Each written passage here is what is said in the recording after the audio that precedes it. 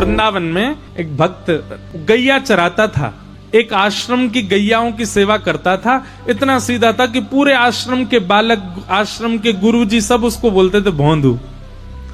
उसका नियम था, वो शाम को जैसे आप लोग बैठे ऐसे बैठ करके अपने गुरुजी के प्रवचन सुनता था। कथा सुनने से ठाकुर जी से प्रेम कैसा होता है ये हम बता रहे हैं। तो एक बार गुरुजी वर्णन कर रहे थे कथा में कि भगवान श्री कृष्ण भांडीर वन, यमुना जी के पल्ली पार भांडीर वन में गैया चरा रहे थे। और भांडीर वन में गैया चराते हुए श्री कृष्ण का स्वरूप कैसा है? बोले मोर मुकुट धारण किया है, बैजंती माला पहनी है, वेणु का रौ कर रहे हैं, मधुर बांकी अदा से चल रहे हैं, पीली धोती पहनी है, सुंदर नीला पटका पहना है, ठाकुर जी में से कस्तूरी की सुगंधी आ रही है। और ठाकुर जी गैयाओं आगे गाय, पाछे गाय, इत गाय, उत गाय, चारों तरफ गैयाओं के बीच में ठाकुर जी हाँकते हुए गैयान को चल रहे हैं। अब सामने बैठा भोंदू सुन रहा था। भोंदू बोला गैया चराने तो मैं भी जाता हूँ, और 2-3 बार तो मैं भी भांडीर बन गया हूँ, मुझे तो श्री कृष्ण नहीं मिले। उसके चित्त में ये बात नहीं आई कि ये द्वापर युग की बात बता रहे हैं। उसको ये लग रहा है कथा सुनते सुनते कि गुरुजी कह रहे हैं, इसका मतलब अभी भी कृष्ण गैया चरा रहे होंगे। पर भोंदू के मन में आया, ये गुरुजी कह रहे हैं भांडीर वन में ठाकुर जी गैया चराते हैं, इसका मतलब भांडीर वन तो मैं भी जाता हूं, मुझे तो नहीं मिलते ठाकुर जी। फिर स्वयं कोई टोक करके बोला, अरे भोंदू तू भोरो है, तेने खोजो ही ना होगो, तू भांडीर बन जावे, गैयान को चरतो भयो छोड़ के स्वयं पेड़ के नीचे जाके सो जाए, कहां तो मिलेंगे ठाकुर जी। अब की बार जाऊंगो ढूंढूंगो ठाकुर जी कहां हैं। इतना भोला। अगले दिन गैया चराने के लिए गया तो भांडीर वन में अब वो तो ढूंढने लगा। गुरुजी से प्रवचन में सुना था कदम्ब वृक्ष के नीचे ठाकुर जी मिलते हैं, तो कदम्ब के वृक्ष ढूंढने लगा, कहां है कदम्ब वृक्ष। गुरुजी ने कहा था जहां छांव होती है ठाकुर जी वहां बैठते हैं, तो छांव में जाके ढूंढने लगा। गुरुजी ने कहा था ठाकुर जी यमुना जी के तट पर मिलते हैं, तो यमुना पुलिन पर घूमने लगा। 1 दिन 2 दिन 3 दिन 4 दिन, अब तो रोज भोंदू ढूंढे, पूरा भांडीर वन ढूंढ लिया। 4 दिन बाद श्री राधा रमन लाल जी से रुका नहीं गया, बोले कि ये भोंदू रोज ढूंढता है मुझको, इसको लगता है मैं गैया चराने आता हूं, आज इसकी मनोकामना पूरी कर ही देता हूं। और आज भोंदू जैसे ही भांडीर वन में गया गैया चराने के लिए, तभी क्या दिखता है, असंख्य गायों का झुंड सामने से आ रहा है, विशाल सींग सब गैयाओं के, ये महाराज विशाल गैया। और जैसे ही वो गैया इतर हुई, इतर होते ही उसने क्या देखा, श्याम वर्ण त्रिभंग लली पीतांबरी पहने हुए श्री बाल कृष्ण चलते हुए उसकी ओर आ रहे हैं। मोती की लड़ धारण करी है, घुंघराले केश हैं, एक मोर पिछ ऊपर पहना हुआ है। श्याम वर्ण के ठाकुर जी चलते हुए गैया चराते हुए आ रहे हैं। ऐसे बढ़िया सुंदर एक डंडा अपने कंधा पे लगा के और दोनों हाथ ऐसे उस पर पधरा करके ठाकुर जी चलते हुए गैयान के पीछे पीछे आ रहे हैं। भोंदू ने जैसे ये स्वरूप देखा वहीं से दंडवत होने लगा, जय हो जय हो जय हो, आज दिख गए श्याम सुंदर। ठाकुर जी उसके पास आके खड़े हो गए। अब वो तो उसके तो हाथ पांव कांपने लगे ठाकुर जी को देख के। ठाकुर जी बोले, अरे यहाँ कहा कर रहा है। अब तो वो तो बोले ही नहीं पा रहा, उसका तो मुंह कांप रहा है। ठाकुर जी बोले, घबराए मत, तो मारवे थोड़ी आया हूं मैं। अच्छा ये बता तेरा नाम कहा है? तो भोंदू ने उत्तर दिया, मेरो नाम भोंदू है। अब तो भोंदू नाम सुनते ही ठाकुर जी बोले, कहा नाम बताया तेने? बोले मेरो नाम भोंदू है। ठाकुर जी तो बैठ गए, जोर जोर से हंसन लगे, कभी इधर गिरे कभी उधर गिरे, लोटपोट है करके। ठाकुर जी फिर पूछे, तेरा नाम क्या है? बोले मेरो नाम भोंदू है। अब तो ठाकुर जी इतने खुश हुए, उसको ऐसे गले में उसके गलवैया डाल करके अपने हृदय से लगा, वो तेरा नाम बड़ा सुंदर, सुन तू मेरो मित्र बन जा, आज तो मैं तेरा मित्र हूं। भोंदू के नेत्रों में आंसू आ गए, बोले मैं आपके लायक ना हूं ठाकुर जी। बोले ऐसे क्या बोले, देख तू भी गैया चरावे मैं भी गैया चराऊं, तू गैया को दूध काढ़े मैं गैया को दूध पीऊं, तू गैया को दूध काट के मक्खन बनावे मैं मक्खन खाऊं, तू भी भांडीर बनावे मैं भी भांडीर बनाऊं, हम दोनों एक से। और सुन, तू भी भोंदू और मैं भी भोंदू, हम दोनों मित्र हैं, सब तो समान है। भोंदू बोलो आप भोंदू कैसे? बोले मैं हूं भोंदू, दुनिया के भगत आमे 100 रुपया चढ़ा करके 1 करोड़ मांग के जाए मैं दे दूं। मैं हूं भोंदू, सीधा हूं, सबन पर कृपा कर दूं, तेरे जैसो सीधा हूं। भोंदू से मित्रता हुई। ठाकुर जी बोले अब बात ही बना तो रहेगो, कचुक खवावे को पिवावे को भी, चल जल्दी निकार, कचुक खवा, मुझको भूख लग रही है। भोंदू 2 रोटी लेके गया था बस, उसने 1 रोटी ठाकुर जी के आगे धर दी। और इतना भोंदू है, अब हम आप सब लोग होते तो हम तो इतने चतुर सब धर देते साहब ठाकुर जी के आगे, पर भोंदू ने 1 ही दिया, वो 1 मैं भी तो खाऊंगा। ठाकुर जी के आगे धर दी, वहां में अचार धर दियो। ठाकुर जी ने चट चट सवरी रोटी खा ली। अब भोंदू से कहने लगे अरे तेरो मित्र बनो, चल ला ये रोटी दे दे। तो भोंदू बोलो आधी ले लो, आधी मैं खाऊंगा, मुझको भूख लग रही है। ठाकुर जी बोले तू बहुत सीधा भैया भोंदू, ले आधी तू खा, आधी मैं खाऊं। भोंदू बोलो अब मुझको पता चल गई तुम्हारी खुराक बहुत ज्यादा है, कल से मैं 2 रोटी तुम्हारे काज अलग से ले आऊं। ठाकुर जी बोले दारी के 2 रोटी में मन ना लगे, वो 4 लियो मुझको। भोंदू बोलो तो 2 मेरी 4 आपकी। ठाकुर जी बोले हाँ ऐसे ही करियो। ठाकुर जी अपनी गैया लेके चले गए, भोंदू अपनी। अब भोंदू इतना सीधा, उसने आश्रम में जाके किसी को नहीं बताया। उसको लगा ये सब भगवान से मिलते हैं, मैं ही अभागा हूं, मुझे इतने दिन बाद ठाकुर जी मिले हैं। शाम को जाकर के हाथ पांव धो के गैया सब गौशाला में बांध दी, सानी कर दी, दूध निकाल के शाम को सत्संग में जाके बैठ गया, पूरी कथा सुनी, रात में सो गया। बहुत प्रसन्न है भोंदू, ठाकुर जी मेरे संग खेलने आए थे। दूसरे दिन भोंदू गया रसोई घर में, जाके रसोईया से कहने लगा भैया आज 6 रोटी दे दो। बोलो ए भोंदू तू तो 2 ही रोटी पाता है, ये 6 रोटी क्यों चाहिए?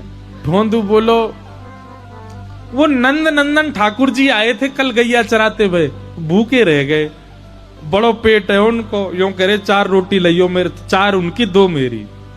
रसोईया बोले ए भोंदू कुछ भी बोल लो है, नंद नंदन ठाकुर जी आए, एक काम कर गुरुजी से बुलवा दे, गुरुजी बोल देंगे तो दे देंगे हम तो को। भोंदू गया गुरुजी के पास, गुरुजी एक निवेदन करनो। गुरुजी बोले हाँ भोंदू बोल। मैं गैया चरावे जा रहे हो तो मैंने रसोईया से कही 6 रोटी दे दे, वो मना कर रहा है, आप कह दो। रसोईया ने कही जय जय ये 2 ही रोटी खावे, आज 6 का ही को मांग रहे हो। बोले अरे भोंदू तू 6 क्यों मांग रहे हो? बोले नंद नंदन यशोदा नंदन ब्रज और चंदन जिनकी आप कथा सुनाते हो श्री कृष्ण, कल वो आए थे गैया लेके, मेरी सबरी रोटी न खा गए, या हमारे वो भूखे रह जाएं, उनके काजे रोटी ले जा रहा हूं, आप आज्ञा दे दो। गुरुजी बोले ए भोंदू इधर आ। कौन आते हैं? बोले गुरुजी आप जिनकी चर्चा सुनाते हो ना, भांडीर वन में गैया चराने आते हैं, पीली पीतांबरी पहनते हैं, टेढ़ा मुकुट पहनते हैं, कानों में मकराकृत कुंडल पहनते हैं, वैजंती माला पहनते हैं, सांवरे सलोने बंशी बजाते हैं, कटाक्ष नेत्र हैं, मधुर मुस्कान है, वही नंद नंदन श्री कृष्ण कल गैया चरावे भांडीर वन में मुंह को मिले, मेरी रोटी खा गए, या हमारे मैं आज ज्यादा ले जा रहा हूं। गुरुजी समझ गए, बोले भोंदू झूठ नहीं बोलता, भोंदू सच में वो आए थे। हाँ गुरुजी। अच्छा जब वो आए थे तो उनकी सुगंधी कैसी थी? बोले गुरुजी ऐसा लग रहे हो मानो जैसे कोई ने केसर चंदन घिसके और वो धर दिया हो कटोरी में, वाकई जैसी सुगंधी आवे वैसी सुगंधी। भागवत जी में वर्णन है ठाकुर जी में से चंदन की सी सुगंधी आती है। गुरु जी के नेत्र सजल हो गए, बोले और बताना। बोले घुंघराले केश हैं और घुंघराले केशन की बेणी बनी भई है, और वह बेणी में ऐसी मोर पिछ ठाकुर जी पहन के आमे। गुरु जी बोले और बताना भोंदू। बोले ठाकुर जी जब जोर से ठहाको मार के हंसे ना, उनके दंतावली देख करके, उनकी मधुर मुस्कान देख करके तो ऐसा लगे कोटि कोटि चंद्रमा उन पे वार दो, इतने सुंदर लगे। और बताना भोंदू। बोले गुरुजी कल जब उनने मेरे गले में गलवैया डारो ना, तो जैसे हम आप एक दूसरे के गले में गलवैया डारें तो निष्ठुर था को अनुभव होवे, ऐसा अनुभव होवे या कि हड्डी चुभ रही है। पर जब कल उनने मेरे गले में गलवैया डारी ना, मुझको ऐसा अनुभव ही ना भयो, मुझको तो ऐसा लगो कोई मखमली गद्दा मेरे कंधा पे धर दियो, इतने कोमल अंग उनके। गुरुजी को विश्वास हो गया कि इसको कृष्ण मिले। हाथ पकड़े, भोंदू मेरो एक काम करेगो? बोले हाँ बताओ ना गुरुजी। वो आज भी आएंगे? बोले हाँ आएंगे। तू उनको लेके आश्रम आ जाएगा? भोंदू के मन में आया गुरुजी इतने शिष्य आपके, आप मुझसे ही क्यों कह रहे हो कि इतने योग्य बालक, सब पढ़ना लिखना जानते हैं, सब संस्कृतज्ञ, मैं तो ग्वारिया हूं, मुझे तो गैया चराते मिल गए कल गलती। गुरुजी ने हृदय से लगा लिया, बहुत भोला है भोंदू तू। हाँ सबको मिलते हैं, लेकिन हम चाहते हैं कि तू ही लेके आ उनको। भोंदू तो इतना खुश हो गया कि गुरुजी ने मुझको पहली बार कोई कार्य दिया है। निकल पड़ा, आज बड़े उत्साह में गया भांडीरवन। भांडीरवन जैसे ही पहुंचा तो विलंब से पहुंचा, ठाकुर जी पहले ही पहुंच गए थे। ठाकुर जी बैठे थे, आया, जय जय क्षमा कर दियो, आज विलंब है। बोले नहीं हम तो ते नाराज है, तू विलंब ते क्यों आयो? भोंदू बोलो आज गुरुजी ने रोक लियो, फिर रसोईया ते मेरी ने झड़प है गई, रोटी ना दे रहो आपके काजे। तुरंत उसने पोटली खोली, ठाकुर जी की 4 रोटी उठा के दे, अब भी 6 नहीं दी है ठाकुर जी को, 4 ही रखी है सामने। जे आपकी 4 रोटी, जे आपको अचार, और जे मेरो है या मत खा जाइयो, कल भूखो रह गयो मैं आपकी वजह से। ठाकुर जी रोटी पान लगे, भोंदू ऐसे घुटने दबा रहा ठाकुर जी के। ठाकुर जी के जय जय, एक मेरी बात मानोगे? बोला हाँ। इतने वर्ष है गए मुझको गैया चराते हुए, मेरे गुरुदेव ने पहली बार मुझसे एक जिज्ञासा करी है। ठाकुर जी बोले का जिज्ञासा? आप मेरे संग आश्रम चलो गुरु जी के पास। ठाकुर जी रोटी पाते जा रहे हैं, ए भोंदू देख तू हमारो मित्र है, हम तेरे मित्र हैं, जे गुरु जी बीच में मत लावे, बस मैं तोते मिलूंगा तू मोते मिलेगा, और कोई से ना मिलूंगा मैं, सबंत मना कर दे। भोंदू बोलो पहली बार गुरुजी ने कोई काम दियो, ऐसा तो मत करो, अगर गुरुजी नहीं होते तो मैं आपसे कैसे मिलता? उन गुरुजी की इतनी बात तो मान लो, आप चल दो। ठाकुर जी बोले देख भोंदू हमारी अंतिम बार बात सुन ले, तू बस हमारो सखा, और कोई से हम बात नहीं करेंगे। भोंदू बोलो तो नहीं जाओगे आप गुरुजी के पास? ठाकुर जी बोले नहीं जाएंगे। भोंदू ने तुरंत पोटली बांधी, और पोटली बांध करके और उठ गयो, अपनी गैयान को इकट्ठो करने लगो। ठाकुर जी बोले का कर रहे हो? बोले का कर रहा हूँ, का गैया ने लेके जा रहा हूँ कहीं और सुनो मैं क्यों जाऊं, तुम जाओ यहाँ से, अपनी गैया ने लेके कहीं और चरावे जाओ, जे भांडीर बने, जे भी मेरे गुरुजी ने बतायो, यहाँ आप अपनी गैया लेके नहीं आओगे, कहीं और गैया चराओ। ठाकुर जी बोले देख ऐसे गुस्सा मत करे, हम तेरे सखाएं। भोंदू बोलो मैंने तो आपसे कही ना कि मेरे सखा बनो, खुद ही आए आकर के मेरे गले में गलवैया डाल के भोंदू नाम सुन के हंसन लगे। और सुनो जे भोंदू नाम इतना प्रिय लगो ना, जे भी मेरे गुरुजी ने धरो मेरो नाम तो कुछ और है, सब मुख भोंदू बोले। ठाकुर जी बोले देख भोंदू तू उदास मत हो। नहीं उदास तो मैं है गयो और नाराज है गयो, और सुनो आम पाम 100 साल की कट्टी। ठाकुर जी मनी मन तो प्रसन्न हो रहे, कितना भोला है, मैं परमात्मा हूँ, मैं ऐसे सबंत मिलन लगो तो फिर बवाल है जाएगो, सबते मिलवे की कौन कह रहा हो, मेरे गुरुजी ते मिल लो। बोले तू समझे ना है, आश्रम जाऊंगो एक गुरु तो मिलूंगा, तो वृंदावन में इतने आश्रम है, सबरे गुरु कहेंगे हम तो क्यों ना मिल रहे, हमारे भजन में कोई कमी? तो भोंदू बोलो तो कहा जा रहा हो सबंत मिल लियो। ठाकुर जी बोले तू समझेगो ना बात है। भोंदू बोलो मोह ना समझ रहा हूँ, अंतिम बार पूछ रहा हूँ चलोगे कि नहीं? ठाकुर जी बोले मैं ना जा सकता। भोंदू अपनी गैया लेके जान लगा, वो वास्तव में नाराज हो गया।